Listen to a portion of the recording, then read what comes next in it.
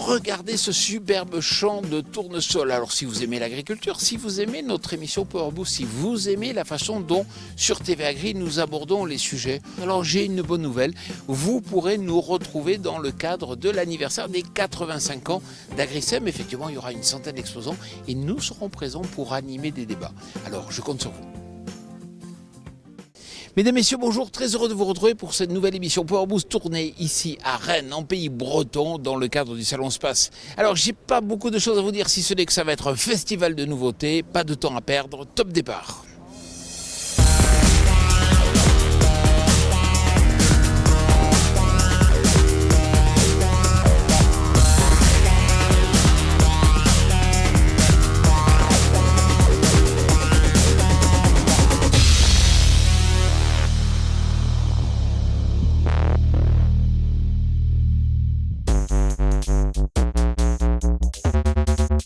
Cette semaine, on a été au Space, le fameux salon rennais dédié, comme son nom ne l'indique pas, à l'innovation dans le domaine de l'élevage.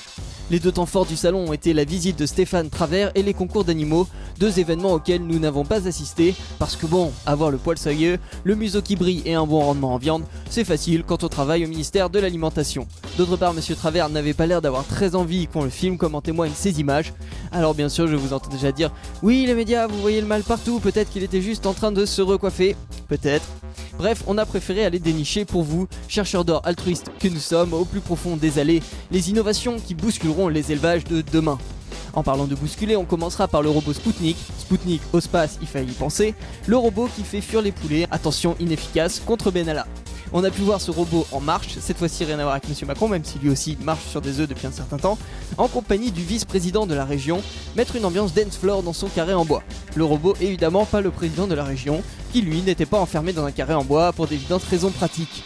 Enfin, on vous présentera un outil inventé par cet agriculteur qui, en plus de sa créativité, a également de très bon goût en matière d'émissions télévisées agricoles.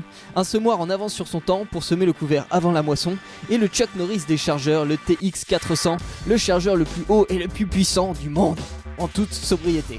Mais avant tout ça, bien sûr, c'est les news. BKT met un pied dans le foot français. Après les ballons de foot au CIMA 2015, le manufacturier passe à la vitesse supérieure. BKT, qui souhaite doubler ses parts de marché en France sur les prochaines années, rejoint Conforama et Domino's Pizza au naming du football hexagonal. En effet, la Coupe de la Ligue s'appellera désormais Coupe de la Ligue BKT pour les 6 prochaines éditions. Alors oui, ce n'est pas la coupe qui transcende les foules, mais la dernière finale avait tout de même réuni plus de 3 millions de téléspectateurs. Cela reste donc un joli coup de projecteur pour le manufacturier indien.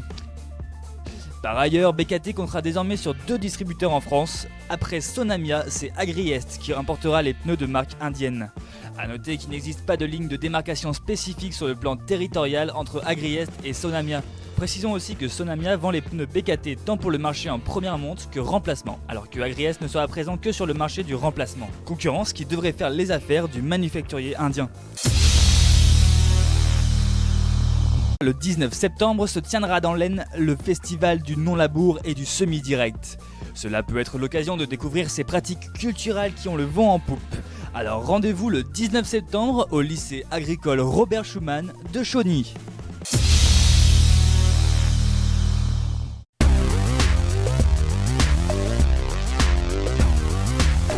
Incroyable, je vous ai trouvé un gars de l'Aube ici en Bretagne. Bonjour Patrick Le Sœur. Bonjour Jean-Paul. Alors c'est vrai que vous êtes un fan de l'émission. Un fan avec mon fils. Alors moi ce qui m'intéresse c'est que vous nous présentiez un matériel que vous aimez et puis vous allez nous dire pourquoi. Le matériel que j'aime c'est le mousquetaire de chez Bel Air. La simple et bonne raison c'est parce que je suis l'inventeur. Et en partenariat avec Bel Air, c'est la société Bel Air qui va le commercialiser.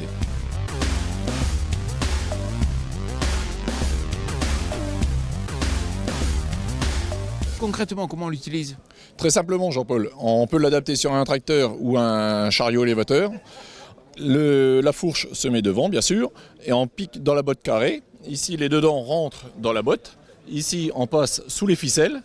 On monte, les ficelles se pincent ici entre le tampon noir et la barre cylindrique ronde.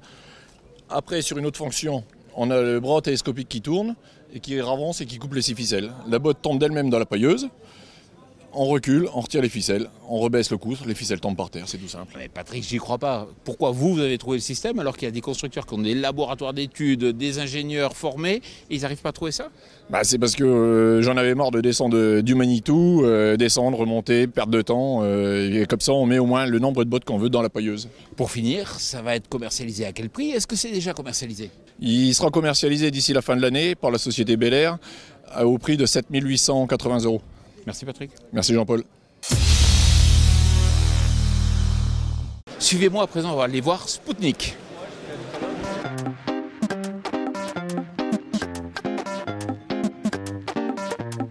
Vous le connaissez lui, on vous avait parlé l'an passé. Alors c'est vrai qu'il avait défrayé un peu la chronique parce qu'effectivement c'est un robot qui apprend les bonnes manières aux poules. Il leur apprend non seulement à faire du sport mais aussi à pondre au bon endroit. Yann Courcou, bonjour. Bonjour. Alors, j'avais pas souvenir qu'il y avait ces lumières l'an passé. C'est pas le côté village people pour les poules? Alors non, c'est le côté animation. Les poules, les éleveurs vont vous le dire, ils s'habituent à tout. Et donc, pour un robot qui doit faire bouger les animaux, ce côté animation, il est essentiel. Donc effectivement, on a aujourd'hui des lumières, du son. Vous voyez des petits bras mécaniques à l'avant sur lesquels on peut changer les artifices. Et le but, c'est d'avoir une rotation de tous ces artifices de manière à continuer à faire bouger les animaux pendant 6 mois, 10 mois ou 14 mois. Qu'est-ce qu'il a appris de plus par rapport à la version de l'an passé? Alors il a appris justement qu'on ne travaillait pas de la même manière en dinde qu'en poule ou en repro qu'en pondeuse. Donc aujourd'hui en fait on a la possibilité de personnaliser son usage. On a la possibilité de rentrer aussi une programmation horaire pour que le robot travaille peut-être quand l'éleveur n'est pas là. Ce qui lui permet lui d'organiser sa journée différemment.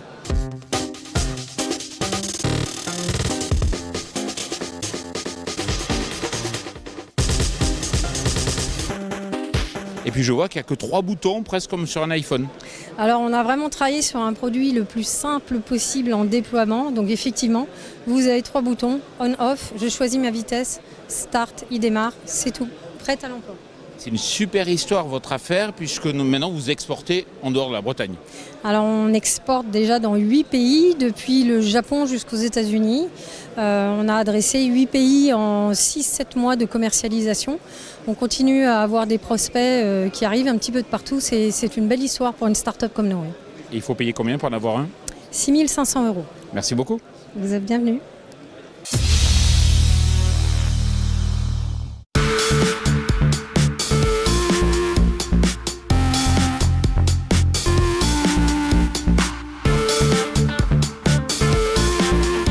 On le sait tous, les agriculteurs ont du temps avant la moisson, après beaucoup moins, et c'est pour ça, David Bouvier, que vous êtes dit, c'est peut-être pas idiot d'arriver à mettre des cultures intermédiaires en terre avant la moisson. Oui, tout à fait. On s'est posé cette question-là. On est conscient que les exploitants, ils ont du mal à avoir du temps. C'est vrai que l'été, on a la moisson, on a la paille à ramasser, on a les colzas à semer, les fertiliser avant, et bien sûr prendre des vacances s'ils le souhaitent pendant qu'il fait beau.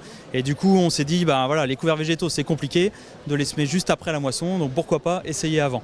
Et avec un groupe d'agriculteurs, on a poussé le bouchon jusqu'au bout. Depuis 2013, on a essayé plusieurs espèces pour trouver ce qui fonctionnait. On a eu la chance de trouver 2-3 espèces qui fonctionnaient. Et après, grâce au groupe, on s'est rapproché d'un constructeur pour nous fabriquer la machine que vous voyez juste derrière nous. Les couverts, s'ils sont semés avant la moisson, ils vont pouvoir bénéficier ainsi d'une meilleure humidité, pouvoir lever, puis après il faut juste moissonner.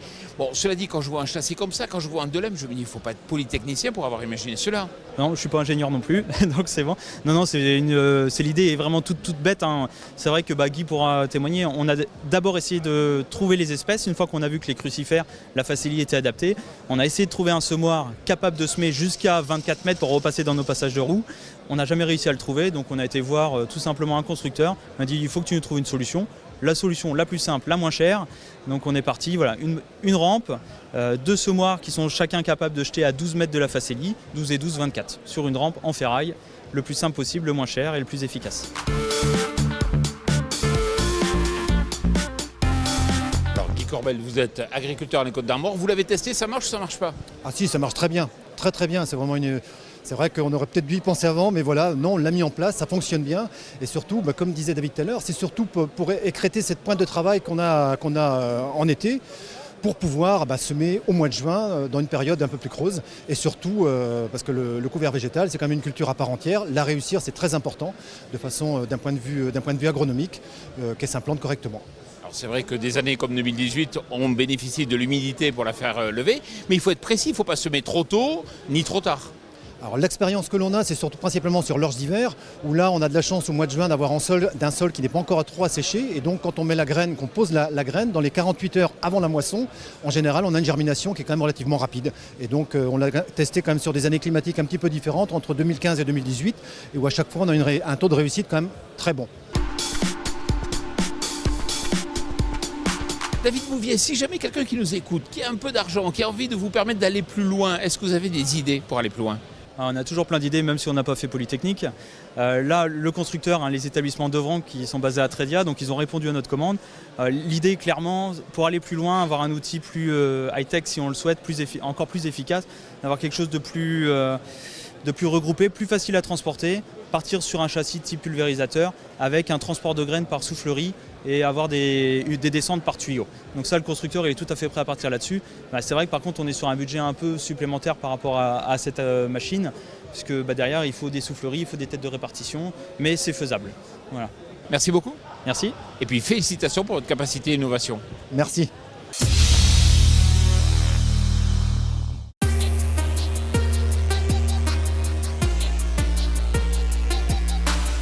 Frédéric, bonjour. Bonjour. Alors qu'est-ce qui fait que chez MX, comme ça, vous développez le TX400, il est gigantesque, d'où est partie l'idée ? C'est une belle histoire, ça vient notre patron de bureau d'études qui est fils d'un agriculteur. Voilà. Et ce fils d'agriculteur, il a besoin de faire pour son ensilage, il a un gros tracteur, il dit mais pourquoi pas, qu'est-ce que je peux utiliser comme produit ? Et donc il a dit allez on fait un proto. Et c'est né il y a quelques années, il y a 2-3 ans. Et puis depuis on a rencontré plein de nouveaux clients. Ils nous ont dit mais tiens, et si tu pouvais nous faire quelque chose qui monte à 5 mètres, 5 mètres 50, 3 tonnes 2, et c'est le cas. Et donc on a développé ce nouveau chargeur. En fait c'est toute une gamme pour entre autres les entreprises de travaux agricoles. Alors les chauffeurs, qu'est-ce qu'ils disent ? Parce qu'au débarrage, ils ont des habitudes, les chauffeurs. Ils disent, moi j'ai ma chargeuse, je ne veux pas changer. Et puis petit à petit, ils disent, mais finalement, pas mal, je suis dans mon tracteur, c'est confortable. Et avec un chargeur comme ça, j'arrive à faire le boulot de manière tout à fait efficace. Il faut quoi comme tracteur pour mettre devant ? 300, 320 chevaux, voilà, les grosses puissances voilà, qui sont capables de faire tous les travaux agricoles. Donc il y a une belle gamme. Alors ça veut dire qu'un équipementier comme vous, quelque part, vous êtes à l'écoute du marché pour pouvoir développer le bon produit ? Plus que jamais. En fait, ce qu'on cherche, nous, comme équipementier, parce qu'on est des équipementiers, c'est finalement nous différencier. Qu'est-ce qui peut nous différencier ? Qu'est-ce qui fait qu'entre autres dans la manutention, ça ne soit pas qu'on ne parle pas d'un chargeur ou d'une fourche qui se ressemblent, juste il faut trouver la différenciation qui fasse que les clients utilisateurs ils disent mais attends, on vient chez MX, il y a quelque chose de particulier chez eux, c'est qu'ils nous écoutent. Merci beaucoup Frédéric. Merci Jean-Paul.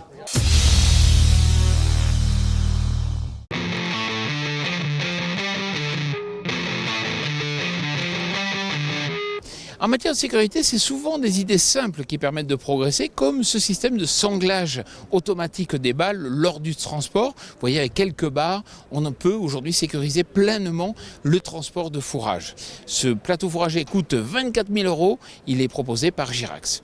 Voilà, notre émission Power Boost tournée ici à Rennes, au Space, touche à sa fin. Alors vous savez que si vous êtes intéressé par l'innovation, il y a un média partenaire spécialisé en ce domaine, c'est Agriculture et Nouvelles Technologies. Je vous souhaite une excellente semaine.